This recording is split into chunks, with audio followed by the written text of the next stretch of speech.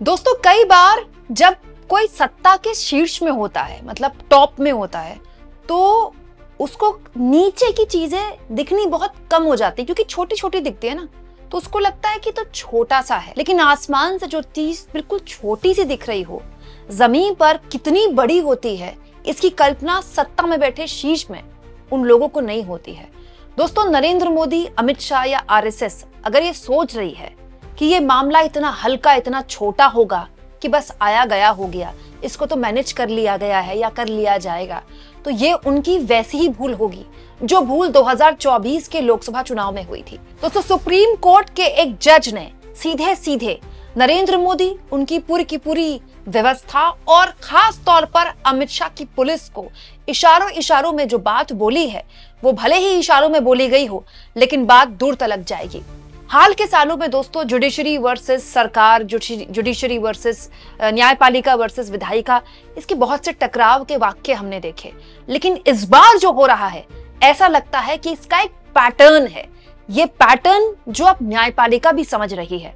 दोस्तों भले ही chief justice ने उस वकील को माफ कर दिया हो जिन्होंने उन पर जूता उछाला, कि कोशिश नहीं है, उछाला गया है, चीफ जस्टिस की कुर्सी पर आके लगा है वो जूता, लेकिन ये मामला अब इतना बड़ा बन चुका है कि हालत ये हो गई है कि अमित शाह और नरेंद्र मोदी अगर इसको हल्के में लेंगे तो उनके लिए काम करना मुश्किल हो जाएगा। हुआ ये दोस्तों कि इस मुद्दे पर सीजेआई जस्टिस गवाई ने पहली बार चुप्पी तोड़ी और पहली बार कहा कि कैसा उनको महसूस हुआ इस मामले के बाद।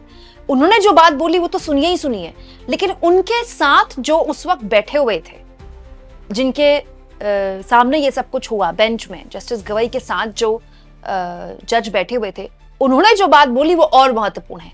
पहले सीजीआई ने जो बोला वो मैं आपको सुनाती हूँ। सीजीआई ने कहा कि सोमवार को जो कुछ भी हुआ उससे मेरे विद्वान भाई, मतलब सहयोगी जज, और मैं बहुत ज्यादा स्तब्ध थे, मतलब हम हैरान थे, हमारे लिए भुला दिया गया अध्याय है। सीजीआई ने बोला कि मतलब पहली बार जब उनको रियलाइज हुआ कि उनके साथ ये हो गया तो वो स्तब्ध हो गए, हैरान हो गए। हैरान होने वाली बात ही है ये, कोई अपनी जगह पर जो उसकी काम करने की जगह है, वहां पर कोई उस पर जूता उछाल दे और वो कुर्सी पर जाके लगे, तो ये हैरान करने वाला ही मामला है।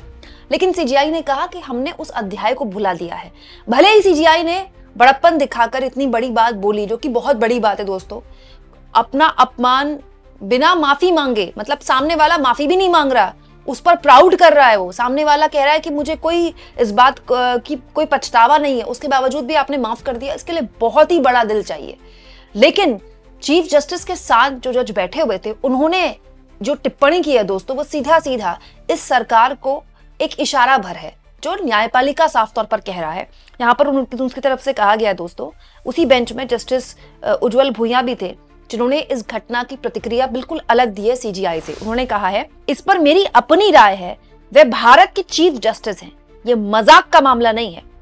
इसके बाद मुझे कोई खेद नहीं, ये अपमान संस्था का है। ये बड़ी बात है दोस्तों, जस्टिस भुइयां ने जो बात बोली कि ये एक संस्था का अपमान है, कोई मजाक की बात नहीं है, वो भारत के चीफ जस्टिस हैं। तो दोस्तों ये किसी भी तरह से मतलब एक्सेप्टेबल हो ही नहीं सकता। वो आदमी न केवल खुला घूम रहा है, बल्कि उसका महिमा मंडन हो रहा है। और सबसे ज्यादा दुखद ये है कि जिन्होंने चीफ जस्टिस के जूता उछालने के बाद सोशल मीडिया में उनको लेकर गंदी गंदी वीडियोस बनाई। एक वीडियो तो इतनी बुरी है जिसमें एआई जनरेट किया गया उस वीडियो में, और इतनी गलत तरीके से हमारे सीजीआई को दिखाया गया है।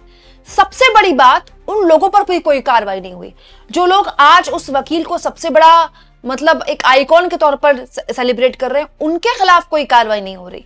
खुलेआम ऐसे कथावाचक हैं जिन्होंने सीजीआई की टिप्पणी के बाद ये कहा कि छाती फड़वा दें क्या, उनके खिलाफ कोई कार्रवाई नहीं हुई।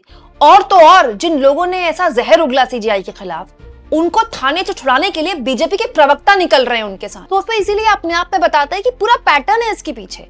अगर नरेंद्र मोदी ये सोचते हैं कि एक ट्वीट करके, सीजीआई के फोन पर बात करके मामला रफा दफा हो जाएगा, तो बहुत ही बड़ी गलतफहमी में बीजेपी है दोस्तों, बहुत ही बड़ी। क्योंकि इस बात को वो समझ ले कि ऐसी ही गलती उसने 2024 के लोकसभा चुनाव में की थी, जब उसके कुछ नेताओं ने कहा था कि हमें तो 300+ इसीलिए चाहिए क्योंकि हमको संविधान बदलना है, बस उनकी ये बात थी। और उसके बाद अखिलेश यादव ने, राहुल गांधी ने, तेजस्वी यादव ने हाथ में संविधान की किताब पकड़ी और पूरा का पूरा चुनाव पलट कर रख दिया। उस वक्त भी लोग राहुल गांधी का मजाक उड़ा रहे थे कि संविधान के नाम पर वोट मिलता है, संविधान तो टेक्निकल मामला है, क्या हुआ उसके बाद सब जानते हैं। और दोस्तों आज हम उस दौर में जी रहे हैं जहां पर एक बहुत बड़ा वर्ग है पिछड़ी जातियों का, दलित जातियों का, जो मिडिल क्लास में आ चुका है, जो पढ़ा लिखा है, और जो पढ़ा लिखा नहीं भी है, जो मिडिल क्लास में नहीं भी है, उसमें इतनी जागरूकता है कि बाबा साहब उनके लिए क्या है। उनकी जो घरों में मंदिर है ना, मंदिर में बाबा साहब की फोटो लगी रहती है। ये भी मैं आपको बता दूं कि सोशल मीडिया के जमाने में इतनी अवेयरनेस उनके बीच है, सब जानते हैं कि जस्टिस गवाई घोर अम्बेडकरवादी है, उनकी माताजी अम्बेडकरवादी है, उनके पिताजी अम्बेडकरवादी हैं। और ये आदमी जिसने जस्टिस गवाई पर जूता फेंका, वो आदमी कह रहा है वो तो दलित है ही नहीं, वो कहां के दलित हैं। तो न केवल उनका अपमान किया जा रहा है, बल्कि बार बार उनकी जाति को लेकर उनको अपमानित कराया जा रहा है। और इन सब में बीजेपी की चुप्पी सबसे ज्यादा उसको मुश्किल में डालने वाली है। मैंने आपको खबर भी दिखाई थी, बीजेपी के नेता बाकायदा सेलिब्रेट कर रहे थे उस वकील को, बाद में जब छीछालेदर हुई तो माफी मांगते फिर रहे हैं। अब आप देखिए, प्रधानमंत्री नरेंद्र मोदी के अलावा और एक कानून मंत्री के अलावा किसी भी नेता की इस पर कोई टिप्पणी आई। गृहमंत्री अमित शाह वैसे तो देश दुनिया के सारे मुद्दों पर बोलते हैं, घुसपैठिए से लेकर तमाम बातों पर वो उनकी अपनी राय रहती है। सीट शेयरिंग को लेकर भी गठबंधन के साथियों से वही बातचीत करते हैं। क्या इस मुद्दे पर उनका एक ट्वीट नहीं बनता था? क्या जेपी नड्डा बीजेपी के राष्ट्रीय अध्यक्ष, उनका ट्वीट नहीं बनता था? अरे आरएसएस प्रमुख मोहन भागवत कहाँ हैं? वो तो बहुत ही ज्ञानवर्धक बातें कर रहे हैं, कहाँ है वो? उनकी तरफ से तो कोई बयान नहीं आया, सब सोशल मीडिया में एक्टिव रहते हैं। ये चुप्पी अपने आप में बताती है कि बीजेपी की जो पूरी की पूरी पॉलिटिक्स है, भले ही उसने पिछड़ी जातियों को हाल के सालों में अपने साथ जोड़ा हो और उसका पूरा जनाधार उससे बड़ा हो, वो अपने आप को ब्राह्मण बनिया की पार्टी से उसने बहुत निकालने का प्रयास किया और उसको काफी हद तक सफलता भी मिली है। लेकिन जो कोर है ना, जो कोर, उस कोर को और न वो कोर न नाराज हो जाए, वो कोर और ज्यादा सोशल मीडिया में भड़क ना जाए, इसीलिए ये चुप्पी बीजेपी को बहुत भारी पड़ेगी। क्यों? क्योंकि सोशल मीडिया का जमाना है, सब जानते हैं कि इस वक्त अटॉर्नी जनरल ऑफ इंडिया के पास 2 शिकायतें पड़ी हैं। एक शिकायत कथावाचक अनिरुद्ध आचार्य के खिलाफ, जिन्होंने सीजीआई ने जब टिप्पणी की थी विष्णु भगवान की मूर्ति को लेकर, उसके बाद एक वीडियो में कहा था कि उनकी छाती फड़वा दें क्या, उनके खिलाफ एक्शन की। और अजीत भारती के खिलाफ, जो कि यूट्यूबर है, राइट विंगर यूट्यूबर है, और उन्होंने बेहद ही आपत्तिजनक बात बोली थी सीजीआई के लिए। उनके यूट्यूब चैनल में वीडियो है जिसमें डिस्कशन चल रहा है कि सीजीआई के मुंह में थूक दें, सीजीआई का सर फोड़ दें, सीजीआई की गाड़ी को घेर लें। और सीजीआई की तुलना अजीत भारती ने बकायदा हिरण्यकश्यप से की थी, राक्षस से की थी। तो अटॉर्नी जनरल ऑफ इंडिया चाहें तो दोनों पर एक्शन ले सकते हैं, उनके पास तो शिकायत पहुंची हुई है। दूसरी शिकायत पहुंची हुई है बेंगलुरु में, 0 एफआईआर दर्ज हो चुकी है, इसको लेकर भी मैंने आपको कल खबर दिखाई थी, और ये उस वकील के खिलाफ दर्ज हुई थी। अब देखिए 0 एफआईआर दर्ज हो गई है दोस्तों, तो वो दिल्ली पुलिस के पास आएगी ही आएगी। बेंगलुरु में दर्ज है, दिल्ली में मामला है, तो दिल्ली पुलिस के पास ट्रांसफर होगी, तो दिल्ली पुलिस एक्शन ले ले।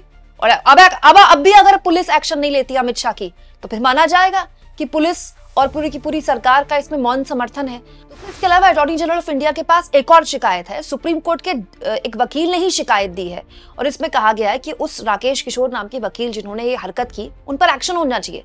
तो सरकार के पास औपचारिक तौर पर अगर हम कहें तो 3 शिकायतें हैं जिस पर वो एक्शन ले सकती है। 2 अटॉर्नी जनरल के पास पहुंची हुई है और एक 0 एफआईआर बेंगलुरु में दर्ज हो चुकी है। तो बड़ा सवाल यह है कि वो दिल्ली पुलिस जिसने इस मामले में अब तक कोई एक्शन नहीं लिया, अब ले ले। और अगर नहीं लेती है तो मैं ये मानने को तैयार नहीं हूं दोस्तों कि इस मामले का राजनीतिक तौर पर बीजेपी को नुकसान नहीं होगा। मैं आपको बता रही हूं, इतना भारी नुकसान होगा ना कि कोई कल्पना भी नहीं कर सकता। याद रखिए 2024 के लोकसभा चुनाव में जब हमारे जैसे लोग बोल रहे थे कि स्मृति ईरानी अगर जीत गई तो कोई चमत्कार ही होगा जो उनको जिता सकता है, जब हमारे जैसे लोग बोल रहे थे कि अयोध्या में बीजेपी की हालत खराब है, तो हमारा मजाक उड़ाया जा रहा था। और फिर मैं कह रही हूं दोस्तों कि जो पूरा का पूरा पोलराइजेशन बीजेपी ने दलित और पिछड़ी जातियों को अपने साथ लाकर किया है, वो सब बीजेपी का मिट्टी में मिल जाएगा। इस मामले में पूरा का पूरा दलित समाज, पिछड़ा समाज बहुत ही महीन तरीके से, बहुत ही करीनी तरीके से बीजेपी की उसके पूरे एक्शन को देख रहा है, उसके पूरे रिएक्शन को देख रहा है। और अगर कोई सत्ता में शीर्ष में बैठा कोई व्यक्ति ये सोच रहा है कि अरे तो बहुत छोटा सा मामला है, तो ऊपर से उसको छोटा सा मामला दिख रहा होगा, लेकिन जमीन पर ये मामला इतना बड़ा हो जाएगा कि बीजेपी की हालत खराब हो सकती है। आप इस मुद्दे पर क्या सोचते हैं दोस्तों? अब तो जस्टिस गवाई के बगल में जो जज बैठे थे वो खुद कह रहे हैं कि मजाक का मामला नहीं है। जस्टिस गवाई का अपमान तो है ही, ये उस कुर्सी का अपमान है। फिर भी अगर पुलिस एक्शन नहीं लेती है तो फिर इसके लिए क्या ही कहा जाए, कमेंट बॉक्स में लिखें। और जितना हो सके दोस्तों चैनल को शेयर भी करें, सब्सक्राइब भी करें, और थैंक्स और ज्वाइन के ऑप्शन से अगर आप चाहें तो कुछ आर्थिक मदद भी चैनल की जरूर करें।